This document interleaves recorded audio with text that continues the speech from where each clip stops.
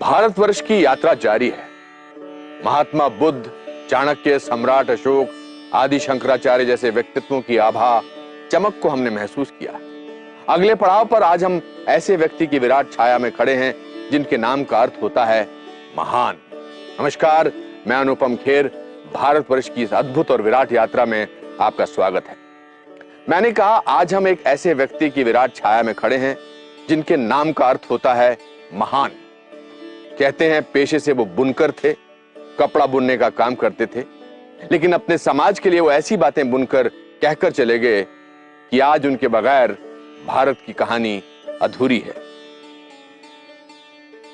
एक बात और, वे व्यक्ति आज से 600 साल पहले हुए और उनके बारे में यह भी कहा जाता है कि अगर आज वो होते तो ना जाने कितने मुकदमे हो गए होते उन पर।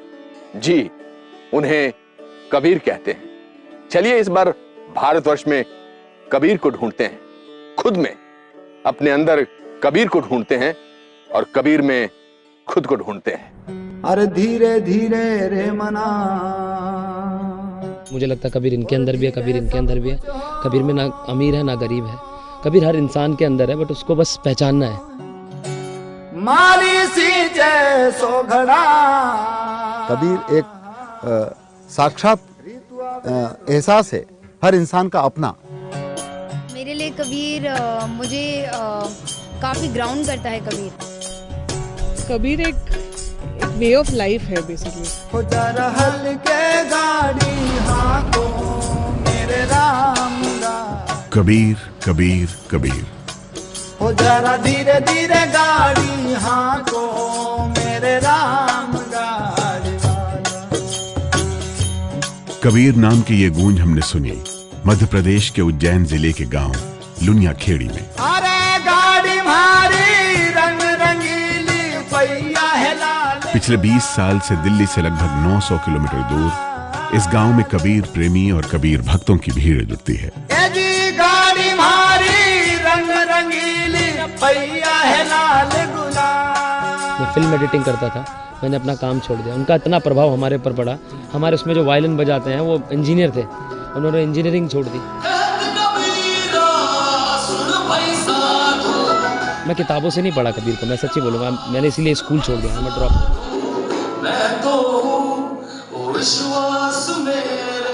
When you stop being the center of your own world and when you realize that you're part of a bigger community, I think it's a great feeling to be part of something bigger than yourself. So I think that's what I felt. Kabir के शब्द और सुर में डूबने के लिए लोग हजारों मील की दूरी तय करने के लिए तैयार रहते हैं।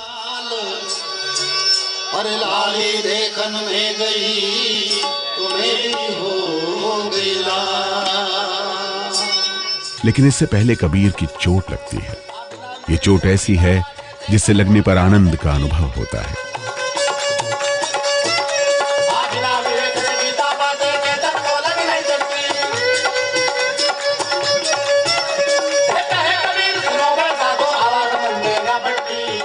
चोट, शब्द की चोट, जिसको कहते हैं हम सबद की चोट। जिन जाना तिन माना है भाई। तो जिसको लग गई वो लग गई, लागी होए सो जाने हो सबद की। कबीर को कुछ लोग भगवान मानते हैं, कुछ भगवान का अवतार, कुछ लोग फकीर, दरवेश, कुछ लोग कबीर को भगवान राम का भक्त मानते हैं, कुछ लोग उन्हें निर्गुण संत मानते हैं, कुछ सतगुरु तो कुछ लोग कवि मानते हैं। सबके अपने अपने कबीर हैं। चलिए असली कबीर को ढूंढा जाए। संत कबीर को ढूंढने निकले तो पहुंचे काशी। काशी जिसे बनारस या वाराणसी कहते हैं। मुझको कहाँ ढूंढे रे बंदे, मुझको कहाँ। कबीर ने कहा था, तू ब्राह्मण मैं काशी का जुलाहा, चिन्हन मोर ज्ञानी। यानी तुम ब्राह्मण हो, मैं काशी का जुलाहा हूं, मेरे ज्ञान को पहचानो। ना मैं जप में, ना मैं तप में, ना मैं बरत। इससे ये बात साफ होती है कि काशी में कबीर पले बढ़े। काशी ही उनकी कर्मभूमि थी। ढूंढे रे बंदे, मैं तो तेरे पास रे। बनारस केवल धार्मिक केंद्र नहीं था, बनारस बहुत बड़ा व्यापारिक केंद्र था। और जैसे आज आप पश्चिम एशिया कहते हैं या दक्षिण एशिया या इवन दक्षिण पूर्व एशिया कहते हैं, ऐतिहासिक प्रमाण इस बात के हैं कि वहाँ तक के व्यापारी बनारस आते थे कारोबार के सिलसिले में। कबीर बनारस के थे। बनारस अपने समय का एक कॉस्मोपॉलिटन नगर था। वहाँ तमाम तरह की भाषाएं बोलने वाले लोगों से कबीर का संपर्क हुआ होगा, तमाम तरह के धार्मिक मतों को मानने वाले लोगों से कबीर का संपर्क हुआ होगा।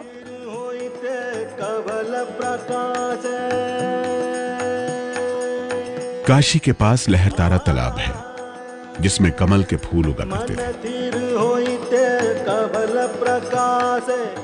कबीर से जुड़ी कहानियों में लहरतारा तालाब और कमल का जिक्र आता है। अब तालाब का एक हिस्सा ही बचा है और बाकी तालाब को पाटकर कबीर मठ बना दिया गया है। मठ के भीतर बने मंदिर की यह मूर्ति कबीर के शुरुआती जीवन के बारे में बताती है। इस मूर्ति में नवजात कबीर को कमल के फूल पर लेटा हुआ दिखाया गया है। अब यहीं से कबीर को लेकर अलग अलग मान्यताओं की शुरुआत होती है। कुछ कहते हैं कि वो विधवा ब्राह्मण की कोख से पैदा हुए और वो फेंक गई और उन्होंने उठा लिया। जो इंसान ने, शायद मेरा जहाँ तक ख्याल ये कहा कि वो विधवा ब्राह्मण की कोख से पैदा हुआ, तो उनको ये तो मालूम था कि विधवा ब्राह्मण की कोख से हुआ, तो उनको ये मालूम नहीं था कि वो विधवा ब्राह्मणी कौन थी। ये भी तो बता सकते थे लिखने वाले ने। लिखा लिखी में जो बात बनती है उसमें कहीं ना कहीं गड़बड़ हो सकती है। कबीर पंथ की एक दूसरी धारा के मुताबिक कबीर लहरतारा तालाब में एक कमल के फूल पर बाल रूप में प्रकट हुए थे। वो अविगत अवतारी हैं। कबीर साहब इस लहरतारा तालाब में कमल पुष्प पर बाल स्वरूप में नीरू और नीमा को प्राप्त हुए थे। इसके लिए गरीब साहब की एक वाणी आती है इसके संबंध में। गगन मंडल से उतरे सतगुरु सत्य कबीर, जलज माहि पौड़न के सब पीरन के पीर। कबीर अवतार थे या कबीर कमल के पत्ते पर तैरते हुए मिले या कबीर किसी तरह अवतरित हुए। देखिए, इस बात को हम समझें कि ये कहानियाँ ऐतिहासिक तथ्य की व्यंजना उतनी नहीं करती जितनी की एक सांस्कृतिक सोच की या किसी व्यक्ति से जो आप उम्मीद करते हैं उसकी। ए जी पानी केरा बुदबुदा आसमान उसकी जात। कबीर के जन्म से जुड़ी तमाम बहस अपनी जगह मौजूद है। कहीं कहीं इस बात का जिक्र आता है कि कबीर का जन्म स्थान काशी नहीं बल्कि बस्ती जिले का मगहर और कहीं आजमगढ़ जिले का बेलहारा गांव है। वैसे कबीर को इससे कोई फर्क नहीं पड़ता कि उनका पालन पोषण करने वाले किस धर्म के थे। वो मुसलमान थे या हिंदू, तुर्क थे या सनातनी। ये सवाल कबीर के लिए बेमानी है, लेकिन समाज में क्या चल रहा था और क्या चलता आ रहा था, इसको लेकर कबीर किसी को भी छोड़ने वाले नहीं थे। हिंदू जो पंडित थे उनसे कहा, पांडे तुम निपुण कसाई, तुम जो हो पांडे जी, जो संभवतः मेरे जैसे कोई ब्राह्मण रहे होंगे, और उनको संबोधित करते हुए कहा कि तुम तो निपुण कसाई हो। ये कहने की हिम्मत 15वीं-16वीं शताब्दी में सनातन धर्म की राजधानी बनारस में एक जुलाहा करता है। इसको जरा ध्यान में रखिए, ये पंडित नहीं है। कबीर जिस युग में हुए उसे इतिहासकार मध्यकाल कहते हैं। ये वो काल था जब राजनीति में मुसलमान सामंत यानी छोटे राजा खुद को स्थापित कर रहे थे। दिल्ली की गद्दी पर लगभग 200 साल से मुसलमान सुल्तानों का राज चला आ रहा था। इस्लाम खुद एक संगठित संप्रदाय था जो तब के समाज में ब्राह्मणों के बोलबाले और उससे जुड़ी जात पात को चुनौती दे रहा था, चैलेंज कर रहा था। कहने का मतलब यह कि समाज में खूब उथल पुथल थी। आप उन्हें तुर्क कहिए या इस्लामी कहिए, उन शासकों के आने के साथ जाहिर है कि आक्रामक रूप से उनमें से बहुत से शासक आए, आक्रमण के साथ शुरुआत हुई। तो उसकी वजह से समाज में एक आरंभिक तौर पर तनाव का प्रश्न भी उत्पन्न हुआ। कबीर की अपनी ही पंक्ति है, हिंदू कहे राम हमारा, तुर्क कहे रहमाना, आपस में दो लड़त मरत है, मरम ना काहू जाना। इसका मतलब ये कि धार्मिक पहचान या धार्मिक विश्वास के आधार पर संघर्ष की भी स्थिति वहां बनी। कह कबीर सुनो भाई साधो, कह कबीर सुनो भाई साधो, छाड़ दियो भ्रम जाला, कोई पियत राम रस प्याला कोई। काशी इन बदलावों से अछूता रहा हो ऐसा नहीं है। यह है काशी के बीचों बीच कबीर चौक। मान्यता है कि यहीं कबीर का लालन पालन करने वाले नीरू और नीमा की झोपड़ी हुआ करती थी। अन्न मिले रहे मिले नहीं जग में, अन्न मिले रहे मिले नहीं।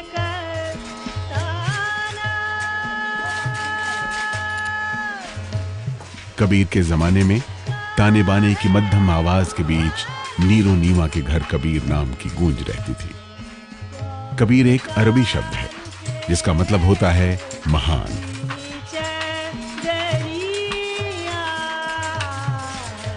आमतौर पर यह माना जाता है कि नीरू नीमा मेहनतकश गरीब जुलाहे थे, कपड़ा बुनने का काम किया करते थे।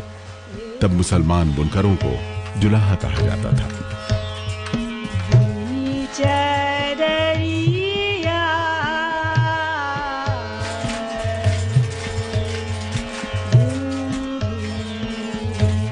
कबीर जब बड़े हो रहे थे तब के हालात की आज सिर्फ कल्पना ही हो सकती है। हालात तो खराब थे ही, उस पर से कबीर के तेवर ने मुमकिन है कबीर और उनके परिवार की मुश्किलें बढ़ा दी होंगी। हिंदी के कथाकार और नाटककार भीष्म साहनी ने अपने मशहूर नाटक कबीरा खड़ा बाजार में तब के हालात की तस्वीर खींची है।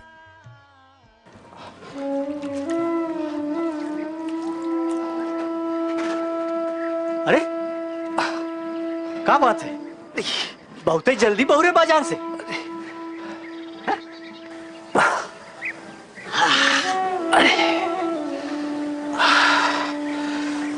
अरे हमार कबीरवा मिला रहा, उका कोनो माल उल बिका कि नहीं? अरे सबेरवा से घर से निकला है। ये माल तोहरे है ना, वही दिए है। कबीर? अरे कबीर तोहे काहे माल दिया? वो तो एक लेके बेचे खातिर गया रहा बाजार में। अरे कह रहे घर पहुंचा देना, और एक संदेशा भी दिए है कि शाम तक घर आ जाएंगे। हाँ। अरे कहाँ मिला रहा तो? कोतवाली बाजार के पास खड़ा रहे, बहुत मजमा भी रहे वहां। फिर से कौन? अरे हम सर्राफा बाजार से निकल के मस्जिद की तरफ जा रहे, वहीं देखा काफी मजमा इकट्ठा किए रहे। वो क्या कर रहा था? अरे वही बक झकझक, कुछ लोग समझ लेते हैं, सह लेते हैं, और कुछ लोग नहीं सह पाते हैं। हाँ। अरे छुपा काहे रहे हो हमसे? सच सच बताओ ना कि वो कहा क्या? अरे बड़े महंत की झांकी सवारी निकल रहे, और वहां महंत के आदमी के लौंडे को डंडे से मार रहे, और कबीर बीच में कूद पड़ा, और वो लौंडे को छोड़ के कबीर पे पिल पड़े। कुछ देर पहले वो एक मौलवी से मैं उलझ रहा है। क्या कहत रहा है वो? अरे अरे क्या तुम तो जाने तो कौन सा जुग जमाना आएगा। लो सुन लो अपने बेटुआ की करतूत।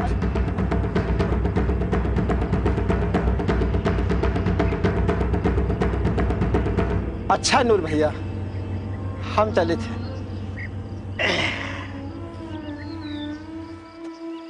कबीर ने जो समाज में देखा उसमें तरह तरह की विषमताएं थी। कौन किस जाति में जन्मा है वही भाग्य तय करता था। व्यक्ति के बड़े या छोटे होने का मापदंड उसका जन्म कुल ही रह गया था। ब्राह्मण चाहे जितना दुराचारी हो सामान्य था, दलित चाहे जितना भी सदाचारी हो नीच समझा जाता था।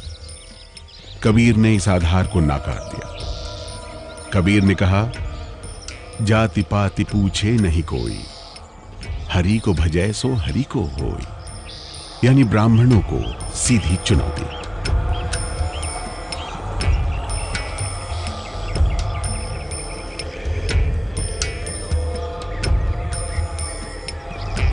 ओम घृणी सूर्याय नमः।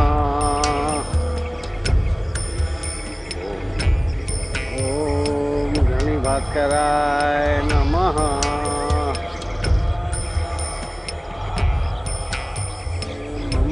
पंडित जी, ऐसे नहाए कि का लाभ, जो मन का मैल ही न जाए। क्यों तो मछली जल में सदा ही पड़ी रहती है, पर धोने से का बास चली जाती है। अरे जुलाहे, तुझे क्या पता शुद्ध होना और दूरी रहना, कहीं तुम्हारी परछाई पड़ गई तो हमें दोबारा नहाना पड़ेगा।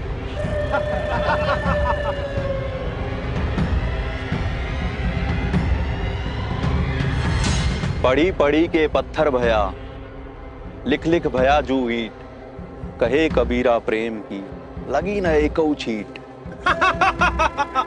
पोथी पढ़ पढ़ जग मुआ, पंडित भया ना कोई, ढाई आखर प्रेम का पढ़े सो पंडित होए। कबीर यही नहीं रुके, बोले कहे कबीर चेतरे भोंदू, बोलन हारा तुरक न हिंदू। काशी उस समय भारत का हृदय थी। सब धर्म के अपने अपने मठ थे, वहां ठाव ठाव पर मंदिर थे, मस्जिदें थी। कबीर के पास कुछ नहीं था, केवल शब्द थे। और जब शब्द ऐसे हों, बोलन हारा तुरक न हिंदू, यानी ऊपर वाला न हिंदू है न मुसलमान। पत्थर पूजे हरि मिले तो मैं पूजूं पहाड़, बातों ये चक्की भली पीस खाए संसार। या कंकड़ पत्थर जोरी के मस्जिद लई बनाए, ताचड़ी मुल्ला बांग दे बहरा हुआ खुदाए। काशी में बैठकर 14वीं शताब्दी में ऐसे निडर दोहे बोलने वाला कबीर अक्सर गुरु की महिमा गाते थे। कबीर के गुरु कौन थे? निडरता की ये सीख उन तक पहुंची कैसे? काशी में जिस समय कबीर की वाणियों ने हड़कंप पैदा करना शुरू किया, उस समय वहां स्वामी रामानंद की बड़ी पूछ थी। स्वामी रामानंद दक्षिण भारत से काशी आए थे। स्वामी रामानंद के अनुसार भक्ति के पथ में जो आ गया, उसके लिए जाति का बंधन व्यर्थ है। इस तरह सभी भाई भाई हैं, सभी एक जाति के हैं। बड़ा छोटा भक्ति से होता है, जन्म से नहीं। स्वामी रामानंद के 12 शिष्य बताए जाते हैं, जिनमें कबीर की गिनती भी होती है। कबीर ने अपने एक दोहे में कहा है, काशी में हम प्रकट भये हैं, रामानंद चिताए।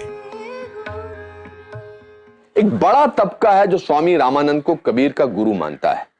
लेकिन स्वामी रामानंद कबीर के गुरु बने कैसे, या कबीर ने स्वामी रामानंद को अपना गुरु बनाया कैसे, इससे जुड़ी कई कहानियां प्रचलित हैं।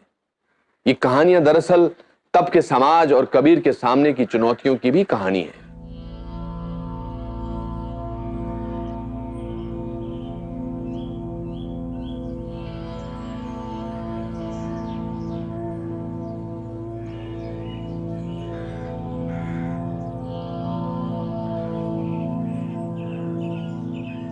कौन है? जुलाहा है। अरे देखता नहीं, कहां बढ़ा आ रहा है? महाराज बैठे हुए हैं। महाराज, ये दास आपका शिष्य बनने आया।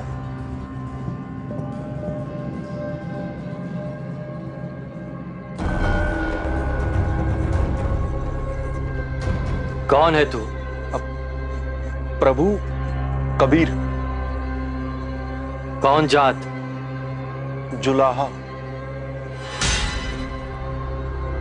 जो काम तू कर रहा है वही कर, वही काम तेरा धर्म है।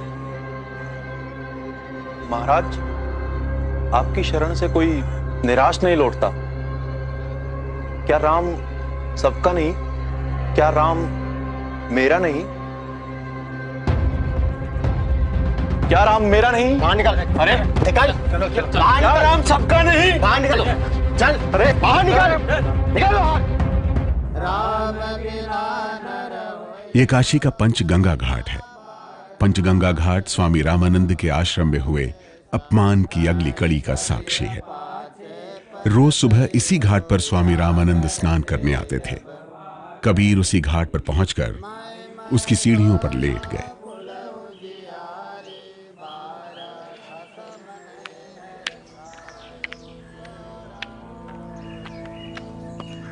राम राम राम राम राम राम। कौन कौन? राम राम। कबीर, मुझे मेरा गुरु मंत्र मिल गया। कबीर, कबीर, कबीर, तू जीत गया, तू जीत गया कबीर। तूने मुझे अहं, अभिमान, अन्याय तथा पाप के बंधनों से मुक्त कर दिया। मैं तो अंधा हो गया था।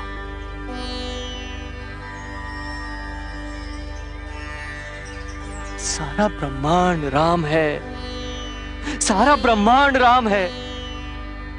ये भेदभाव तो मनुष्य के बनाए हुए हैं वत्स। उसके लिए तो सब बराबर है। वही राम तुम हो, वही गंगा है, और राम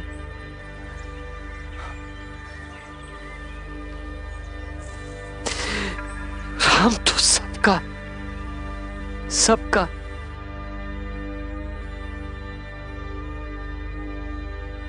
पहले उन्होंने कबीर जैसे स्वामी रामानंद जी तिलक करते हैं, कंठी माला पहन करके जब निकले तो सबसे पहले उनकी माँ ने देखी। कहा कि तो हिंदू मुड़ियों का काम है, मतलब हिंदू सन्यासियों का काम है, बेटा तुम क्यों धारण किया? तो कहा कि स्वामी रामानंद ने दीक्षा दे दी। वो फैल गया गांव में। कबीर ने स्वामी रामानंद को अपना गुरु बनाया। ये कहानी प्रचलित है, लेकिन कई लोग ऐसे भी हैं जो मानते हैं कि कबीर निगुरा थे, यानी उनका कोई गुरु नहीं था। कबीर ने एक जगह कहा है, आपै गुरु आपै चेला।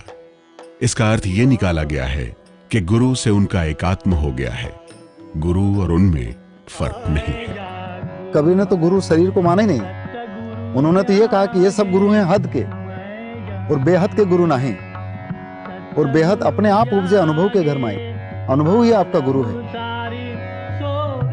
कबीर को मानने वालों की एक दूसरी परंपराओं के मुताबिक उन्होंने वैष्णव पीताम्बर पीर को अपना गुरु बनाया था। इस मत के मुताबिक कबीर उनकी कुटिया पर सत्संग के लिए जाते थे और उसे वो हज करना बताते थे।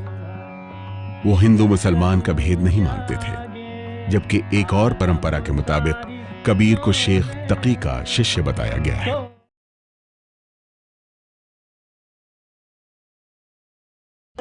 गुरु थे नहीं थे, थे तो कौन थे?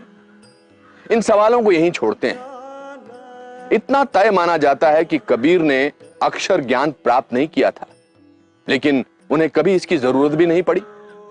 उन्होंने कहा, मैं कहता आंखन की देखी, तू कहता कागज की लेखी, मैं कहता सुरझावन हारी, तू राख्यो उर्जाई रे। जो कहा डंके की चोट पर कहा, साफ साफ कहा, और धर्म से जुड़े कर्मकांड, आडंबर और ढकोसलों पर हमला किया, मजहबों की लड़ाई पर हमला किया।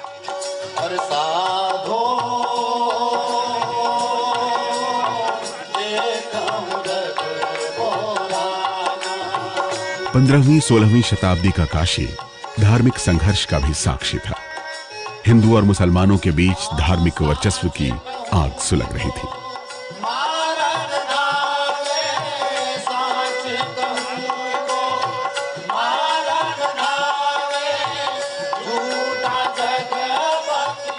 इसे कबीर और उनके साथियों ने समझ लिया था।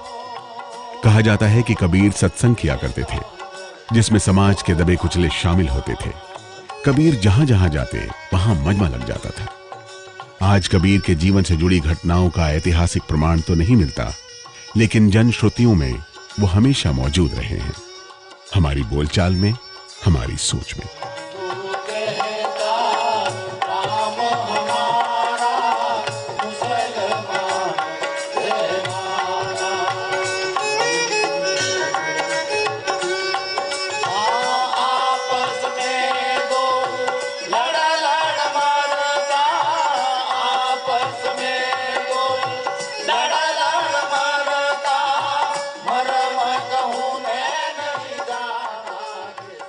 भारत जिन तत्वों को मिलाकर बना है उनमें से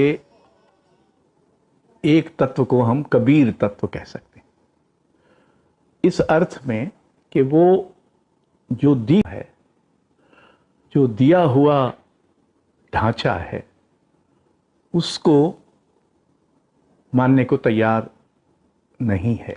जो चित्त, वो कबीर चित्त है। इन्हीं जनश्रुतियों के मुताबिक पंडित और मौलवियों से उनकी लगातार टक्कर रहती थी। कबीर के जीवन पर आधारित उपन्यास लोई का ताना में ऐसे ही एक प्रकरण का जिक्र आता है।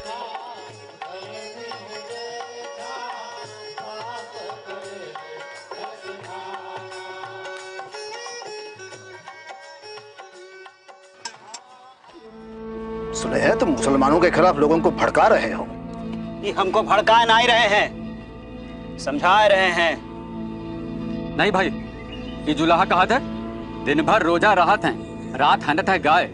ये तो खून व बंदगी, कैसे खुशी खुदाई। ये का हिंदू वाली बात ना हुई? तो तुमने ही कहा था। तो क्या बेकसूर जानवर का हिफाजत करना आदमी को हिंदू बना देता है?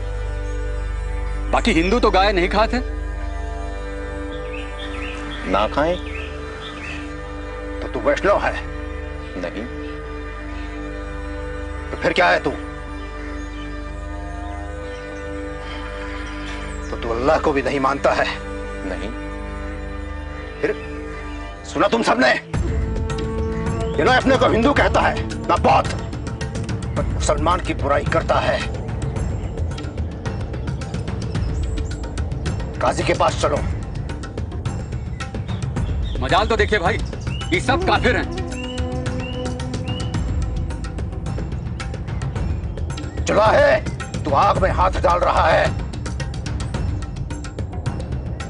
कैसे मुल्ला साहब? बता, तू कौन मजहब मानता है? तुम भूले हुए हो। अगर भगवान ने तुम्हें अलग अलग सचमुच बनाया होता, हिंदू और मुसलमान को जन्म से अलग किया होता, तो मैं झूठा। बताओ, दुई जगदीश कहां ते आए, कहू कोने भरमाया। अल्लाह राम करीम केशव हरि, हजरत नाम धराया। कहना एक कनकते गहना, तामे भाव न दूजा। कहन सुनन को दुई कर घाते, एक निवाज एक पूजा। वही महादेव वही मोहम्मद, ब्रह्मा आदम कहिए। कोई हिंदू कोई तुर्क कहावे, एक जमी पर रहिए। वेद किताब पढ़े व कुतबा, वे मौलाना वे पांडे। बिगत बिगत के नाम धरायो, एक माटी के भांडे। कह कबीर त दोनों भूले, रामहू किनहू ना पाया। वे खसिया वे गाय कटावे, वादे जन्म गवाया। कहत कबीर सुना है साथ। अगर कबीर आज जीवित होते, सौभाग्य से या संभवतः दुर्भाग्य से, तो अनेक जेलों में सड़ रहे होते। क्योंकि कबीर ने जिस तरह के सवाल उठाए, जिस तरह की गहरी चोट की, वो चोट आज तो किसी भी 10-12 लोगों की भावनाएं आहत हो जाती हैं और पुलिस कार्रवाई शुरू हो जाती है। मैं तो तेरे पास में, मैं तो सांसों की सांस में, तू मुझे कहाँ खोज रहा है बंदे। तो ये अपने आप में न सिर्फ कविता में क्रांति है, ये तो अध्यात्म में क्रांति है।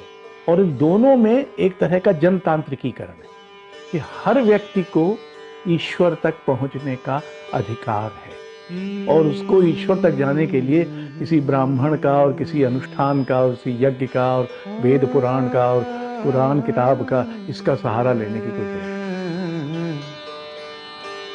मुखो कहाँ ढूंढे रे बंदे, मुखो कहाँ ढूंढे रे बंदे। मैं तो तेरे पास रे।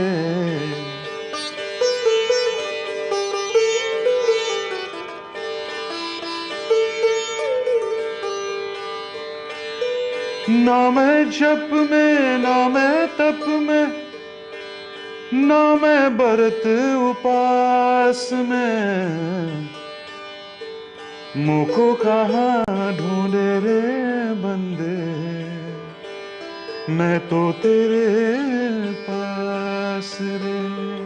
10-11 साल के फैमिली में अपहीवल हो रहा था, पेरेंट्स के का सेपरेशन चल रहा था, कुछ तकलीफ़ें थी, कुछ मूवमेंट चल रहे थे, जो भी है। मेरी जो गवर्नेंस थी वो नेपाल की थी, आया मेरे को संभालती थी वो। तो एक दिन सुना मैंने, कोई आया था कोई, तो मैं जाके उससे पूछा कि दुख में सुमिरन सब करें, तो सुमिरन का क्या मतलब होता है? तो उसने बताया, अपने गले से माला निकाली, छोटे छोटे रुद्राक्ष जैसे माला थे, कहने लगी ये जो है माला, इसमें भगवान का नाम होता है, एक दफ़ा बोलो भगवान भगवान का नाम। दुख में सुमिरन सब करे, सुख में करे ना कोई। I understood that. मैं बड़ी तकलीफ से उस वक्त निकल रहा था और मैं बहुत छोटा था, 10-11 साल की उम्र, मगर मैं समझ रहा था कि मैं अकेला हूँ और ये मुझे खुद बर्दाश्त करना है। उस वक्त मैं उनको डिस्कवर किया।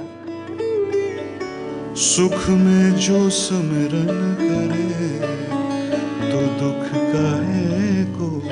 स्पेसिफिकली इसलिए मुझे कबीर बहुत पसंद है क्योंकि ये इस तरह जब मैं पढ़ता हूँ ऐसा लगता है जैसे कोई मुझसे आम इंसान के जैसे बात कर रहा हो, जैसे नॉर्मल, बिल्कुल जैसे हमारी आपकी बोली होती है।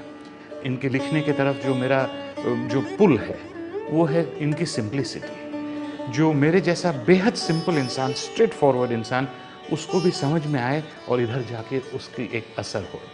पत्ता बोला वृक्ष से, सुनो वृक्ष वन राय, अब के पतझड़ ना मिले दूर पड़ेंगे जाए।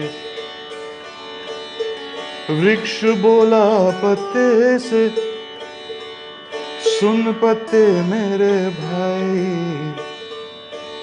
यही जगत की रीत है, एक आए एक जाए। कबीर ने जो देखा उसे 2 टूक शब्दों में कह दिया, जो समझा उसे समझा दिया। कलापिनी कोमकली मशहूर शास्त्रीय गायक पंडित कुमार गंधर्व की बेटी हैं। उन्होंने कबीर के निर्गुण भजन को नई ऊंचाई दी।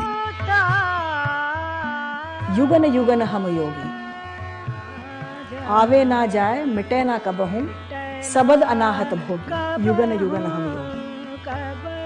ये क्या है? सबद अनाहत भोगी,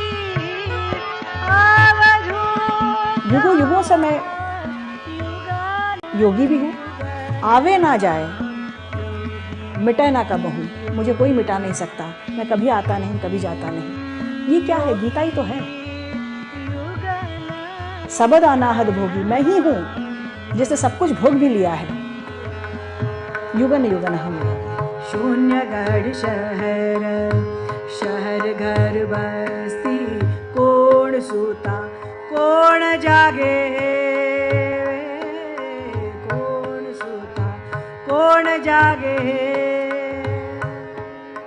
लाल हमरे हम लालन के, लाल हमरे हम लालन के, तन सोता ब्रह्म जागे।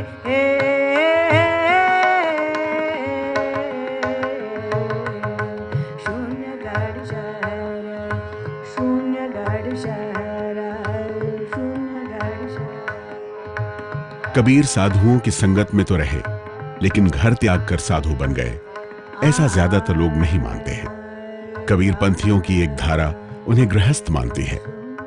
कहीं कहीं यह जिक्र आता है कि उनकी पत्नियां थीं, लोई और रामजनिया। लेकिन ज्यादातर जानकार मानते हैं कि लोई और रामजनिया एक ही व्यक्ति के 2 नाम हैं, और कबीर ने अपनी रचनाओं में पत्नी को अलग अलग नाम से संबोधित किया है। उनके दोहों में वैसे ये लगता है कि कबीर की जिंदगी गरीबी में गुजरी। कबीर ने अपनी गरीबी के बारे में कहा है, जद का भाई जन्मिया कभी न पाया सुख, डाली डाली मैं फिरूं, पाते पाते दुख। कबीर पंथ की एक धारा परिवार और उनके बच्चों जैसी बातों को बिल्कुल नहीं मानते। कबीर साहब का कोई शादीशुदा नहीं थे। वो कमाल और कमाली जो है वो तो सिकंदर लोधी ने जब परीक्षा ली कबीर साहब के, तुम खुदा को नहीं मानते तो क्या तुम खुदा से बड़े हो, हैं? तब उन्होंने 52 परीक्षा ली उनकी, अपने सैनिकों को, अपने पीरों को आदेश दे करके उनको 52 प्रकार की परीक्षा ली। उन परीक्षाओं में ये कमाल और कमाली का भी जन्म होता है। कबीर की घुमक्कड़ी की वैसे बहुत चर्चा है। कहा जाता है कि कबीर ने लंबी लंबी यात्राएं की। आईना अकबरी के अनुसार कबीर देश भर में खूब घूमे और कुछ दिन वो जगन्नाथपुरी में भी रहे। कबीर को दिल्ली के सुल्तान सिकंदर लोदी के काल का माना जाता है। कहा जाता है कि सिकंदर लोदी तक को कबीर की शिकायत की गई। जीएच वेस्टकॉट ने अपनी जानी मानी किताब कबीर एंड कबीर पंथ में लिखा है कि कबीर को उनकी साफ गोई ने उनके लिए चारों तरफ दुश्मन खड़े कर दिए। कबीर पंथी मान्यताओं के अनुसार शेख तकी थे जिन्होंने कबीर के खिलाफ मुसलमानों की भावनाओं को स्वर दिया। उस समय के जाने माने मौलवी शेख तकी ने सिकंदर लोदी के सामने ईश निंदा के आरोप में कबीर को सजाए मौत देने को कहा। बादशाह ने फरमान निकाला। कबीर को दरबार में सुबह बुलाया गया था, पर वो शाम होने को आई तो दरबार में पहुंचे। काशी के कबीर चौरा मठ से प्रकाशित किताब कबीर जीवन कथा के मुताबिक दरबार में जाने के लिए कबीर ने गले में तुलसी की माला पहनी, माथे पर चंदन लगाया और सिर पर पगड़ी बांधकर उस पर मोर पंख की कलगी खोसी। जबकि ऐसा वेश कबीर कभी नहीं बनाते थे। कबीर के सामने दिल्ली का सुल्तान था। कबीर निर्भय निडर उसके सामने खड़े थे।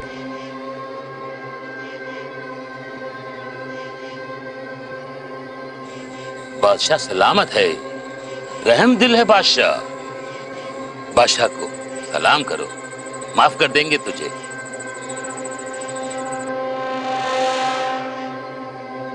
काफिर, बादशाह को सलाम क्यों नहीं करता? जो दूसरों का दुख दर्द जानते हैं वे ही सच्चे पीर होते हैं, बाकी सब काफिर। कबीरा सोई पीर है जो जाने पर पीर, जो पर पीर ना जाने सो काफिर बेपीर। रुको, हमने तुम्हें सुबह बुलवाया था और तुम शाम तक आए हो। क्यों? मैंने एक नजारा देखा, उसी को देखने में अटक गया। ऐसा कौन सा नजारा हो सकता है जो सुल्तान की हुक्म करने को मजबूर करे? मैंने सुई की नोक से भी बारीक छेद से एक कारवां गुजरता हुआ देखा। तुमने सुई की नोक से भी बारीक छेद से एक कारवां गुजरता देखा?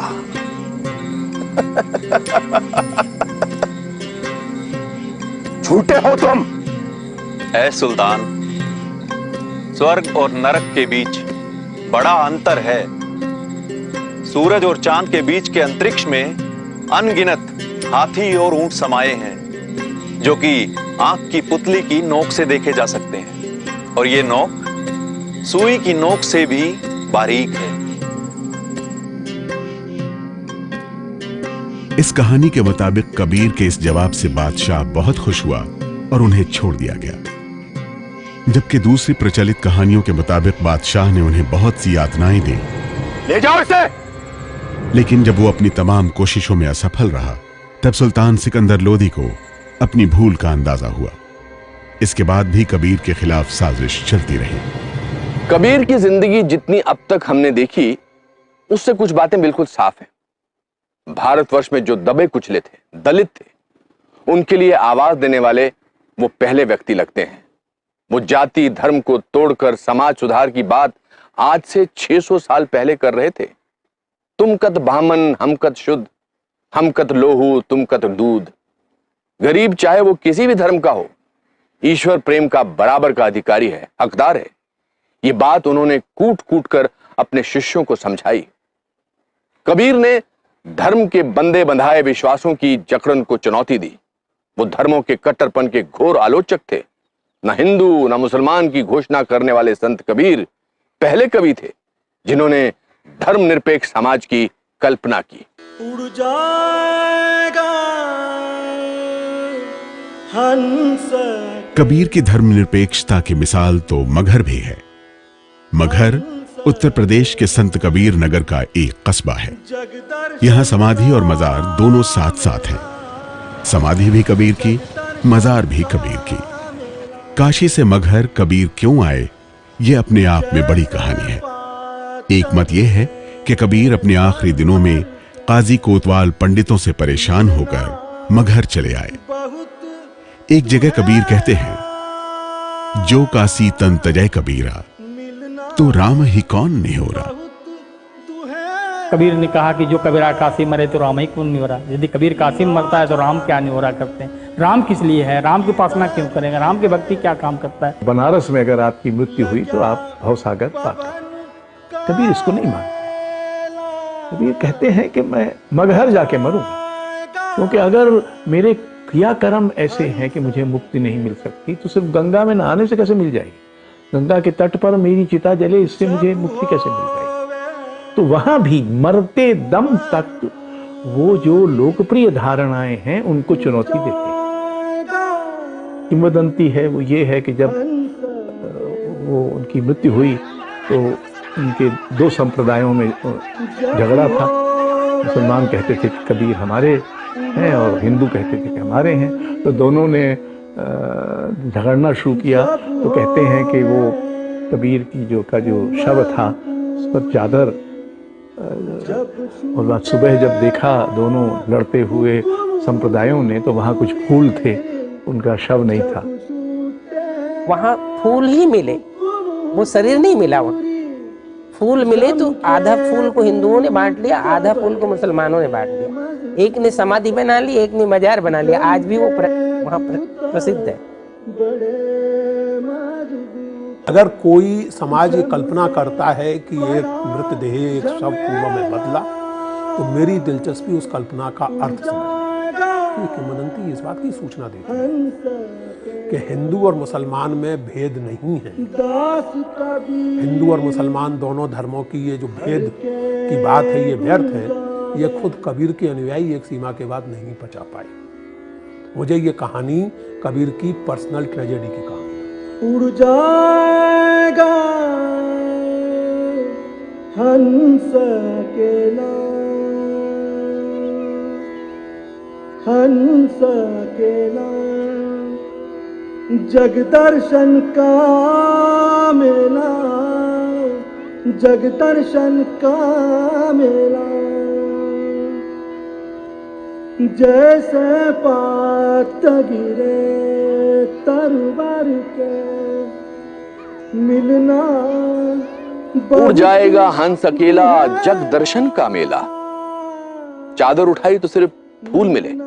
उस परमहंस आत्मा का शरीर फूलों में बदल चुका था। अब मगहर में मजार भी है और समाधि भी। ये कहानी 100% सही हो तब भी और काल्पनिक हो तब भी कबीर को हमें ढूंढने में मदद करती है। कबीर हमारे बीच जिंदा हैं अपने शब्दों के जरिए, इन कहानियों के जरिए। कोई उन्हें कवि मानता है, कोई उन्हें समाज सुधारक कहता है, कोई संत कहता है, कोई उन्हें अवतार मानता है, कोई भगवान मानता है, कोई उन्हें धर्म निरपेक्षता का सबसे पहला झंडा बरदार मानता है। ये सारी बातें सही हैं क्योंकि